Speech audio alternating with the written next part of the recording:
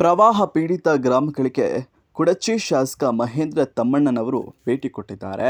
ಮಹಾರಾಷ್ಟ್ರದಲ್ಲಿ ಸುಮಾರು 7-8 ದಿನಗಳಿಂದ ಎಡಬಿಡದೆ ಸುರಿಯುತ್ತಿರುವಂತಹ ಮಳೆಯಿಂದಾಗಿ ರಾಯಭಾಗ ತಾಲೂಕಿನ ಕುಡಚಿ ಮತಕ್ಷೇತ್ರದಲ್ಲಿ ಕುಡಚಿ, ಕುಂಡವಾಡ, ಶಿರಗೂರ ಹಾಗೂ ಖೇಮಲಾಪುರ, ಸಿದ್ದಾಪುರ ಗ್ರಾಮಗಳಲ್ಲಿ ಅಪಾಯದ ಮಟ್ಟ ಮೀರಿ ಹರಿಯುತ್ತಿರುವುದರಿಂದ ಮತ್ತು ಪರಮಾನಂದವಾಡಿ ಗ್ರಾಮದಲ್ಲಿ ಹಳ್ಳ ಕೊಳ್ಳಗಳ ಏರಿಕೆ ಆಗಿರುವುದರಿಂದ ಇವತ್ತು ಕುಡಚಿ ಕ್ಷೇತ್ರದ ಶಾಸಕ ಮಹೇಂದ್ರ ತಮ್ಮಣ್ಣನವರು ಹಾಗೂ ತಾಲೂಕು ಆಡಳಿತಾಧಿಕಾರಿ ಮತ್ತು ನೋಡಲ್ ಅಧಿಕಾರಿಗಳ ಸಮೇತ ಭೇಟಿ ನೀಡಿದರು.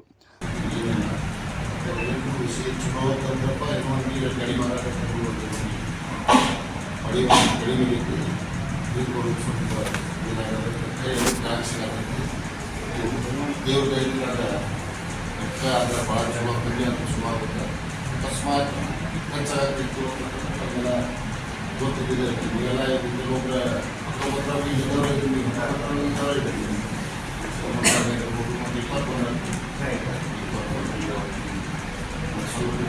ಭಾಳ ಜೋರು ಬಂತಂದರೆ ಕುರ್ಚಿ ಭಾಗದಾಗಿರ್ಬೋದು, ಸಿಂಧೂರು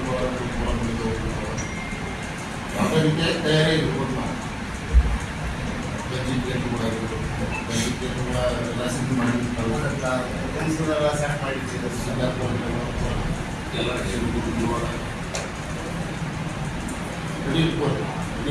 ರೆಡಿ ಇಟ್ಕೊಡ್ರಿ.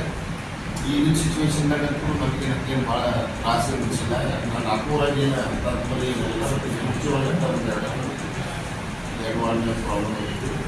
ಮತ್ತು ಇನ್ನೊಂದು 4 ಕುರುನ ಮತ್ತು ರೈಬರ್ನಲ್ಲಿ ಕುರುನ ಅಂತ ಎಲ್ಲಾದರೂ ಮುಖ್ಯವಾಗಿ ಕುರುನ ಅಂತ ಮುಂದೆ ಏನು ಪರಿಸ್ಥಿತಿ ಬರ್ತೈತಿ ಮತ್ತು ಹೆಂಗೆ ವಾಸಿಸಬೇಕು ಕುರ್ಚಿ ಮತಕ್ಷೇತ್ರದಲ್ಲಿ ಗಂಜಿ ಕೇಂದ್ರಗಳನ್ನು ಎಷ್ಟು ತೆಗೆದ್ರಿ? ಜನ ಜಾನುವಾರುಗಳಿಗೆ ಏನು ವ್ಯವಸ್ಥೆ ಕೈಗೊಂಡು? ಇಲ್ಲ, ಈಗ ಇಲ್ಲಿ ಕುರ್ಚಿ ಒಳಗೆ ಸಂಬಂಧಪಟ್ಟಂಗೆ ಏನೋ ಒಂದು ಸ್ವಲ್ಪ ದನಗಳ ಏನಾಗ್ಬಿಡ್ತಾರೆ. ಇಲ್ಲಿ ಕುರ್ಚಿ ನಮ್ಮಲ್ಲಿ ಹೆಂಗೈತಂದ್ರೆ ಊರಾಗೂ ಒಂದೊಂದು ಮನೆಗಳದಾವು, ತೋಟದಾಗ ಒಂದೊಂದು ಮನೆಗಳದಾವು. ಹಿಂಗಾಗಿ ಅವ್ರು ಇನ್ನೂ ಆ ಪರಿ ಏನು ಗಂಜಿ ಕೇಂದ್ರ ಇದನ್ನು ಮಾಡುವಂಥದ್ದು ಏನು ಸೀರಿಯಸ್ನೆಸ್ ಬಂದಿಲ್ಲ. ಆದ್ರೂ ಎಲ್ಲಿ ತೆಗಿಬೇಕು ಗಂಜಿ ಕೇಂದ್ರ ತೆಗಿಬೇಕಲ್ಲ ಅದನ್ನೆಲ್ಲ ಅದನ್ನ ನೋಡ್ಕೊಂಡು ಅವ್ರು ರೆಡಿ ಇಟ್ಕೊಂಡು ಕೂತಿದ್ದೀವಿ. ಸರ್, ಈ ಕುರ್ಚಿ ಮತಕ್ಷೇತ್ರದಲ್ಲಿ ಯಾವುದಾದ್ರೂ ಪ್ರಾಣಿ ಹಾನಿಗಳು ಆಗಿದ್ದು? ಇಲ್ಲ, ಹಾಗೇನಿಲ್ಲ. ಒಂದೇನು 4-5 ಮನೆ ಬಿದ್ದಾವಂತೇನೋ ಒಂದು ಸ್ವಲ್ಪ ಇದೇ ನನಗೆ ತಹಸೀಲ್ದಾರ್ ಸಾಹೇಬ್ರು ಹೇಳಿದ್ರು. ಅದನ್ನು ಬಿಟ್ಟು ಬೇರೆ ಏನು ಅಂತ ಅನಾಹುತ ಏನಾಗಿಲ್ಲ. ಅದಕ್ಕೆ ಏನಾದರೂ ಫರ್ದರ್ ವ್ಯವಸ್ಥೆ ಏನಾದರೂ ಮಾಡಿದ್ದೀರಾ ಸರ್? ಯಾವುದಕ್ಕೆ? ಈ ಪ್ರಾಣ ಹಾನಿಗಳಾಗಿರ್ತಕ್ಕಂಥದ್ದು ಯಾವುದು ಮುಂದಿನ ಇದನ್ನು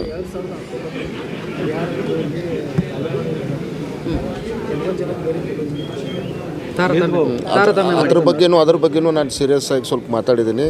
ಅವಾಗ ಆಗಿತ್ತು, ಇನ್ನು ಮುಂದೆ ಆಗಬಾರ್ದು ಅಂತೇಳಿ ನಾನು ಅಧಿಕಾರಿಗಳಿಗೆ ಹೇಳಿದ್ದೀನಿ.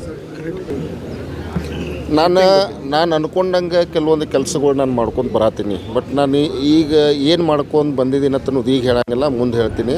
ಬಟ್ ಶಿರಗೂರು ಗುಂಡವಾಡ ಮತ್ತು ಕೆಮಲಾಪುರ ಸಿದ್ದಾಪುರನೂ ಐತಿ ತಲೆಯೊಳಗೆ. ಬಟ್ ಅದನ್ನು ಸ್ವಲ್ಪ ನಾನು ಈಗ ಮಾತಾಡೋಕೆ ಹೋಗಂಗಿಲ್ಲ. ಬಟ್ ಮುಂದಿನ ದಿನಮಾನದಾಗ ಸ್ವಲ್ಪ ನೋಡಕ್ರಿ ಅಂತ ನೀವು ಏನಾಗಿಬಿಡ್ತೈತಿ. ಈಗ ನಾವು ಮಾತಾಡಿದೀವಿ ಅಂತಂದ್ರೆ ನಾವು ಮಾಡತ್ತೀವಪ್ಪ ಅಂದೀವಿ ಅಂತಂದ್ರೆ ಅದು ಸರಿ ಅನ್ಸಂಗಿಲ್ಲ. ಆಗಲಿಲ್ಲ ಅಂಥೇಳಿ ಯಾಕೆ ಕೇಳ್ತೀರಿ ನೀವು? ಅದಕ್ಕೆ ದಯವಿಟ್ಟು ನಾವು ಸ್ವಲ್ಪ ವಿಚಾರಗಳು ಅದಾವೆ, ಏನು ಮಾಡಬೇಕು ಏನು ಬಿಡಬೇಕು. 1-2-3 ಸಲ ನಾವು ಲಕ್ಷ್ಮಣ್ ಸೌದಿ ಸಾವ್ಕಾರ ಆಗಿರ್ಬೋದು, ರಾಜವಣ್ಣ ಕಾಗೆ ಆಗಿರ್ಬೋದು, ನಾವೇನು ಈ ಭಾಗದಾಗಿದ್ದೀವಲ್ಲ ನಾವು ಮಾತಾಡ್ಕೊಂಡಿದ್ದೀವಿ. 1-2-3 ಸಲ CM ಜೊತೆನೂ ಮಾತಾಡಿದ್ದೀವಿ, DCM ಜೊತೆನೂ ಮಾತಾಡಿದ್ದೀವಿ. ಬರ್ತಕ್ಕಂಥ ನಿರ್ಮಾಣದಾಗ ನೋಡೋಣ ಏನಾಗತ್ತಂತ. ಈಗ ಜಿಲ್ಲಾ ಉಸ್ತುವಾರಿ ಸಚಿವರು ಅಥವಾ PWD ಮಿನಿಸ್ಟರ್ ಆಗಿರ್ತಕ್ಕಂಥ ಸತೀಶ್ ಜಾರಕಿಹೊಳಿ ಅವರ ಜೊತೆಗೆ ಬೇಕು. ಸಾವ್ಕಾರ್ಗೂ ಅವರು ಅವಾಗವಾಗ ಬರ್ತಾರೆ, ಅವ್ರಿಗೂ ಮಾಹಿತಿ ಐತಿ ಯಾವ ರೋಡ್ ಕೆಟ್ಟವ ಯಾವ ರೋಡ್ ಕೆಟ್ಟಿಲ್ಲ ಅಂತ ಅವ್ರಿಗೂ ಮಾಹಿತಿ ಐತಿ. ಅದನ್ನು ನಾವು ಮುಂದೆ ಮಾಡುವಂಥದ್ದು ಮಾಡ್ತೀವಿ. ಸರ್, ಈಗಾಗಲೇ ಬ್ರಿಡ್ಜ್ ಅರ್ಧಕ್ಕೆ ನಿಂತದ. ಬ್ರಿಡ್ಜ್ ಯಾವ ಇಯರ್ದಾಗ ಆಗಬೇಕಾಗಿತ್ತು, ಪೂರ್ಣ ಯಾಕೆ? ಅದು ನನಗೆ ಅನಿಸಿದ ಮಟ್ಟಿಗೆ ಅದು ಸೆಂಟ್ರಲ್ ಗೌರ್ಮೆಂಟಿಂದ ಇದನ್ನದ. ನನಗೆ ಸರಿಯಾಗಿ ಮಾಹಿತಿ ಇಲ್ಲ. ನನ್ನ ಸುಮ್ಮನೆ ಏನಾದರೂ ಒಂದು ಹೇಳೋದು ಬೇಡ. ನನಗೆ ಸರಿಯಾಗಿ ಮಾಹಿತಿ ಇಲ್ಲ ಯಾವ ಹಂತಕ್ಕೆ ನಿಂತೈತಿ, ಎಲ್ಲಿ ನಿಂತೈತಿ. ಬಟ್ ಸ್ಟಾರ್ಟ್ ಇತ್ತಲ್ಲ, ಕೆಲಸ ಮಾಡತ್ತಿದ್ರಲ್ಲ, ಬಟ್ ನನಗೆ ಐಡಿಯಾ ಇಲ್ಲ ಅದ್ರ ಬಗ್ಗೆ.